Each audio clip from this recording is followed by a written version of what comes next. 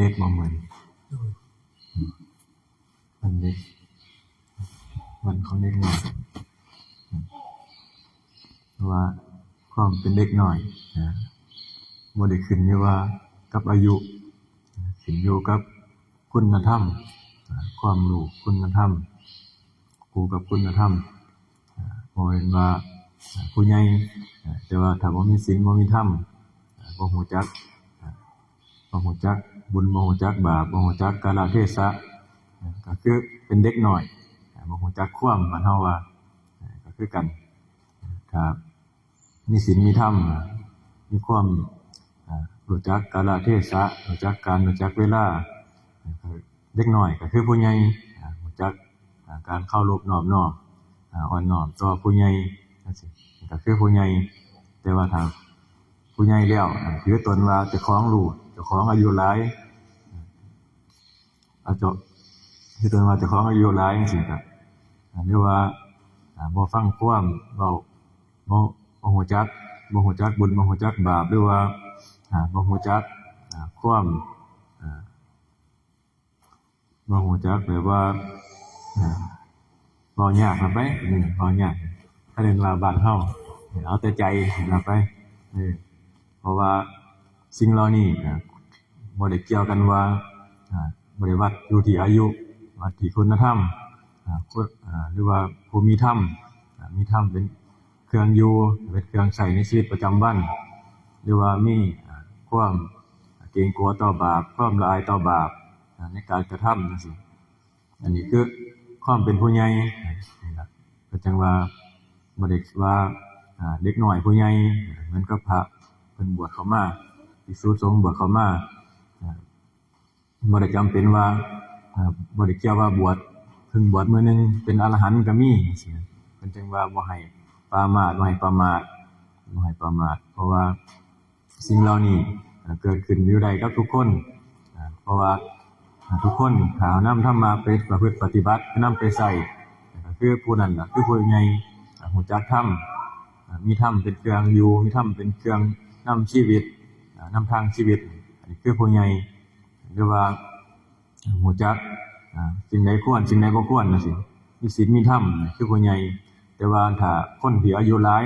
แต่บ่มีศีลบ่มีธรรมก็คือเก่าเหมือนกับเด็กน้อยเอาแต่ใจทำตามใจบ่มีการยับยั้งจิตใจเฮ็ดตามอารมณ์นี่ล่ะคือเรียกว่าเด็กน้อยบ่ได้เกี่ยวขึ้นอยู่ว่ากับอายุผู้ใหญ่ก็บ่ได้วัดด้วยที่อายุวัดกันที่คุณธรรมความรู้คุณธรรมในการประพฤติปฏิบัติในการใช้ชีวิตของเฮาจังว่าให้มีฮิริโอตตัปปะธรรมเป็นเครื่องคุ้มครองโลกถ้ามีธรรม2อย่างนี้โลกก็สงบสุขอยู่กันโดยมีความสุขบ่ฆ่าบ่ตีกันบ่ไปลักของกันเพราะว่าหยังเพราะว่ามีความเกรงกลัวต่อบาปมีความละอายต่อบาปก็คืออายต่อการกระทำถ้าเฮาทำไปแล้วรู้สึกอายเพราะหยังเพราะว่ามันเป็นลักไปปล้นไปจี้ของเขามาไปผิดลูกผิดเมียเขาจังซี่ไปหลอกลวงของเขามาจังซี่สิ่งเหล่านี้ถ้าเฮามีแล้วนี่มาเป็นเครื่องเตือนจิตเตือนใจของเฮามันก็สิมีคู่มาด้วยกับคุณธรรมสิ่งเหล่านี้เฮาก็สิเฮ็ดให้เฮาบ่กล้าทำบาปความเกรงกลัวคือกันความเกรงกลัวเฮ็ดไปแล้วกลัวต่อผลของการกระทำเพราะว่าเฮาทำไปแล้วถ้าเฮาทำไปแล้วนี่เฮาไปฆ่าเขาหรือว่าไปตีเขาไปลักของเขามาเขาก็สิมาลักของเฮาคือกันไปผิดลูกผิดเมียเขาก็สิมาผิดลูกผิดเมียเฮาคือกันอันนี้คือกันถ้าเฮามีคุณธรรมสิ่งเหล่านี้มีความเกรงกลัวต่อบาปมีความละอายต่อบาปมันก็สินำมาซึ่งความสุขเพราะว่าเฮานี่รักษาเฮาแล้วมันก็สิรักษาคนอื่นพร้อมเพราะว่าหยังเพราะว่าเฮาบ่ไปทำร้ายคนอื่นเขาบ่ไปเบียดเบียนคนอื่นก็บ่มาเบียดเบียนเฮาเหมือนกันทำสิ่งเหล่านี้ถ้าเฮามีใจเฮามันก็สงบสุขแล้วมันก็สิแผ่ไปในครอบครัวก่อนเบื้องต้นในครอบครัวในคนที่ใกล้ชิดบ้านไกลเรือนเคียงมันก็เกิดความสงบเย็นขึ้นมาจากคนคนเดียวมันก็สามารถแพร่ไปได้ทั่วหมู่บ้านทั่วชุมชนทั่วประเทศทั่วโลก เหมือนกับพระพุทธเจ้าเฮาคนเพียงผู้เดียวสามารถเฮ็ดให้คนมีศีลมีธรรมเฮ็ดให้โลกสงบสุขได้จากที่โลกที่ฆ่ากันเห็นผิดในการฆ่าในการบูชาฆ่าทรงฆ่าสัตว์เพื่อเป็นของบูชายันจังซี่เพิ่นก็ได้สอนนำธรรมะมาสอนเพื่อว่าเฮาได้เข้าใจในความทุกข์เฮาไปฆ่าคนอื่นเขาจังซี่มันสิแลกกันกับความสุขได้จังได๋สัตว์อื่นเขาก็ทุกข์คือกันเพิ่นจึงว่าเพิ่นจึงนำความจริงออกมาเผยแพร่ให้เฮาได้ฮู้ได้ยินได้ฟังกันจากคนเดียวเฮ็ดสามารถเฮ็ดให้โลกสงบสุขได้แต่ว่าก็ตามการตามเวลาพอเวลาผ่านไปคนเฮามันก็เป็นไปตามกาลเวลาเพราะว่าทุกมื้อนี้ก็บ่ค่อยมีคนเข้ามาสนใจปานใด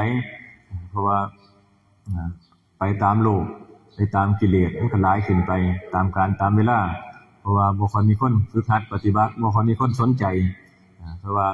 สิ่งเหล่านี้คนรุ่นใหม่เขาเจ้าสิบ่ค่อยเชื่อวิทยาศาสตร์ส่วนมากเขาสิเชื่อวิทยาศาสตร์บ่ได้แต่ว่าบ่มีการทดลองบ่มีการฝึกหัดปฏิบัติถ้าเฮาฝึกหัดปฏิบัติตามคำสอนของเพิ่นเฮาก็สิได้ฮู้ได้เห็นตามสิ่งที่เพิ่นสอน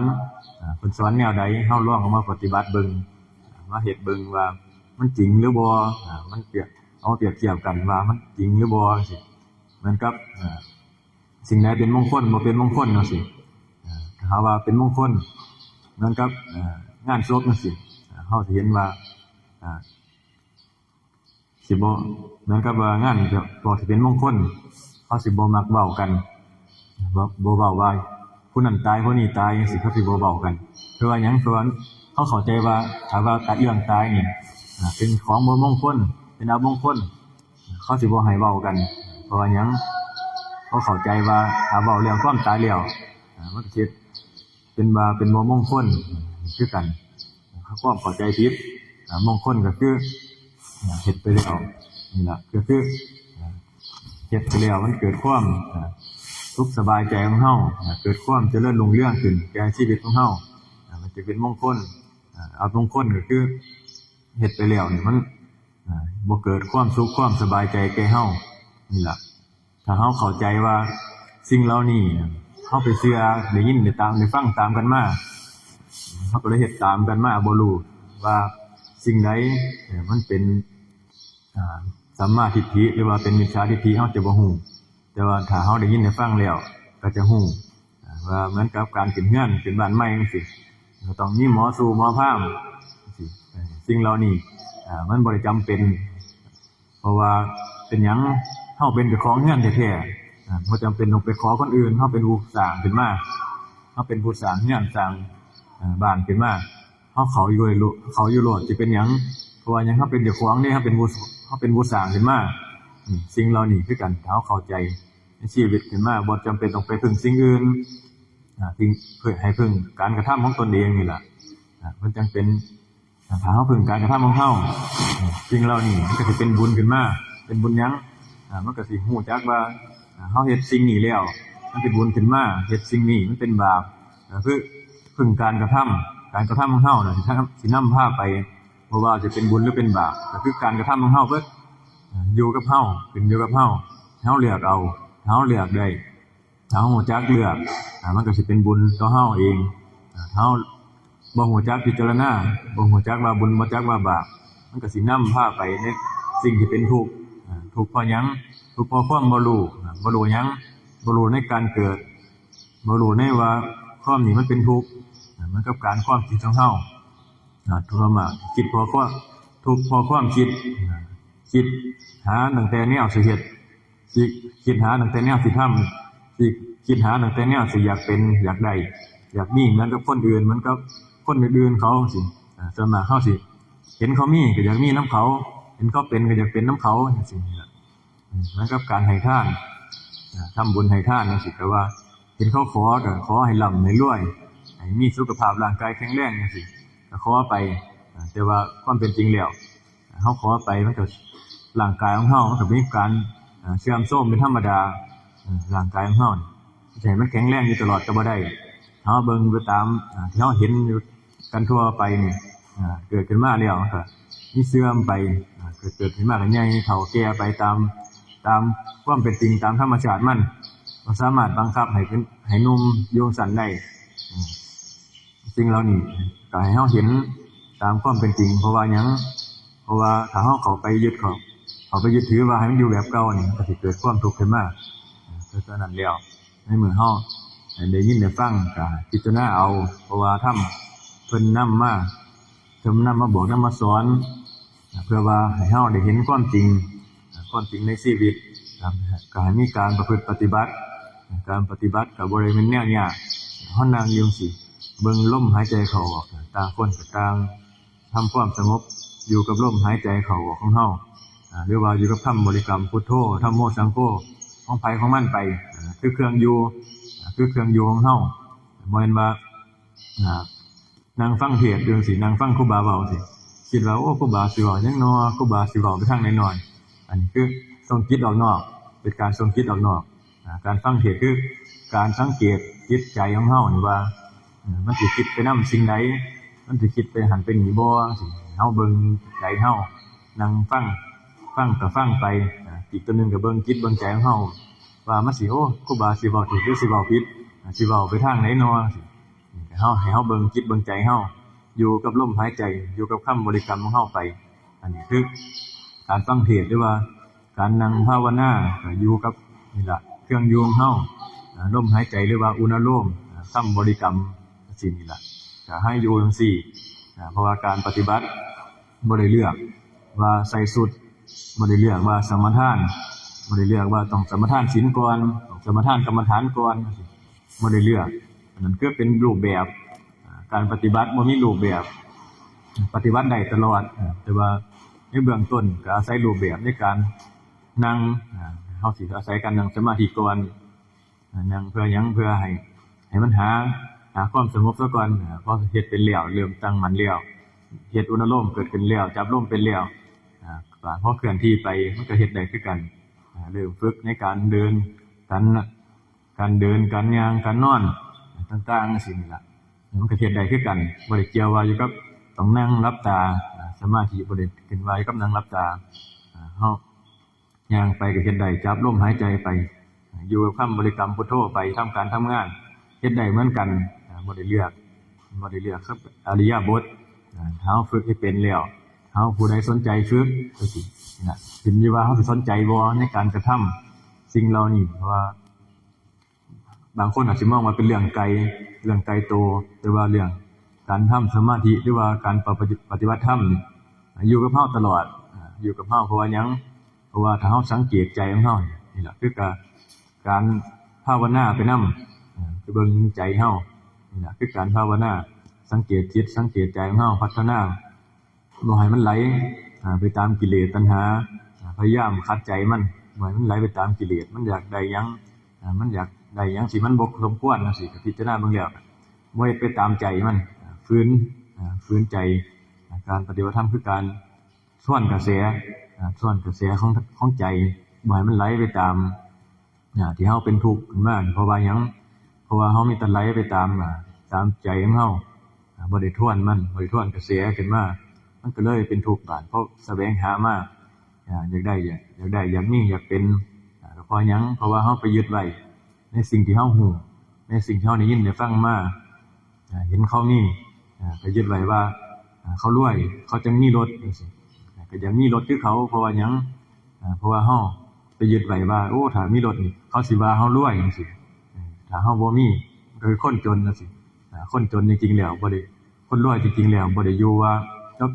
ทรัพย์สินที่มีปานใดก็ถ้าบ่ฮู้จักพอก็คือยังจนอยู่คือยังทุกข์อยู่ทุกข์เพราะว่าหยังทุกข์เพราะว่าดิ้นรนหามาแสวงหามันก็เลยเป็นทุกข์นี่ล่ะถ้าเฮาฮู้จักว่าสิ่งเหล่านี้มันเป็นเหตุให้เฮาทุกข์จังซี่เฮาก็ให้ฮู้จักลดละลงบ่แม่นว่าไปตามไหลไปตามโลกตามกระแสเขาเหมือนกับเฮาใส่เสื้อผ้าเห็นเขาใส่งามๆเห็นเขาใส่สูทก็สิว่าเขาเป็นคนดีก็บ่แม่นเด้ใส่สูทบ่แม่นคนบ่ดีก็มีคนดีก็มีแต่ว่าให้เฮาเบิ่งเอานี่ล่ะเฮาพิจารณาเอาเพราะว่าสิ่งเหล่านี้มันอยู่กับใจของเฮาถ้าเฮาฮู้จัก ทวนกระแสบ่ให้มันไหลไปตามบ่ให้ไหลให้ไปตามกิเลสหรือว่าไปตามใจของเฮานี่ความหลอกลวงใจมันสิมักหลอกเฮาไปทางต่ำทางใดเฮ็ดดีทำใดทางไหนสิมันเป็นบุญเป็นกุศลมันสิบ่ค่อยมันสิอยากคัดตัวมันสิบ่ค่อยอยากไปบันไดคือการกับเข้าวัดนี่ล่ะเข้าวัดคนเข้าวัดนี่น้อยหน่อยแต่ว่าเข้าคุกเข้าตารางนี่หลาย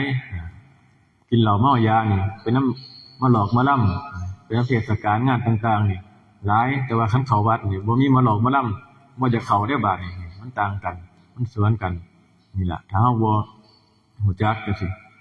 นี่มันก็จังว่าเพิ่นจังว่าบุญกับบาปถ้าบ่รู้จักจังซี่มันก็สิไหลไปตามเฮ็ดไปตามใจของเฮาเฮ็ดไปตามกิเลสมันหลอกเฮาไปเขาเห็นเขากินเหล้าจังซี่ตะกี้ก็เป็นคือกันตอนเป็นฆราวาสเห็นเขากินเหล้าก็ว่าโอ้ว่าแต่มันเป็นอันนี้เข้าสังคมเข้าสังคมกินเหล้าเข้าสังคมมันว่าตะกี้นะครับตอนเป็นฆราวาสมันก็พาจะนำไปทางทุกข์บาดพอกินไปแล้วก็ขาดสติบางอย่างก็เฮ็ดไปสิ่งที่เฮ็ดไปโดยความที่ขาดสตินำมาซึ่งโทษแก่เฮาเองถ้ากินหลายๆไปขาดสติเป็นบ้าไปเลยบาดครับแก้ไขบ่ได้บางคนก็เกิดอุบัติเหตุตายซ้ำบ่มีโอกาสได้แก้ไขตนเองแต่ว่าถ้าเฮาได้ยินได้ฟังธรรมแล้วก็ถอยออกมาบาดถอยออกมาจากสิ่งเหล่านี้สิ่งมึนเมาเหล่านี้ก็ว่าสิปฏิบัติธรรมหรือว่าสินำตนนี่ให้พ้นจากสิ่งเหล่านั้นหาทางออกจากพวกที่มันหลอกลวงเฮามาตั้งแต่เฮาได้ยินได้ฟังมาตั้งแต่น้อยจังซี่เฮาก็บอกว่าหาทางเข้ามาประพฤติปฏิบัติหรือว่าสวดมนต์ไหว้พระฟังเทศน์จังซี่หาโอกาสหาเวลามาเฮ็ดมาประพฤติปฏิบัติเอาตามหน้าที่การงานของเฮาที่เฮาว่างหาโอกาสหาเวลาเอาตามสมควรเอานี่ล่ะไปพิจารณาเบิ่ง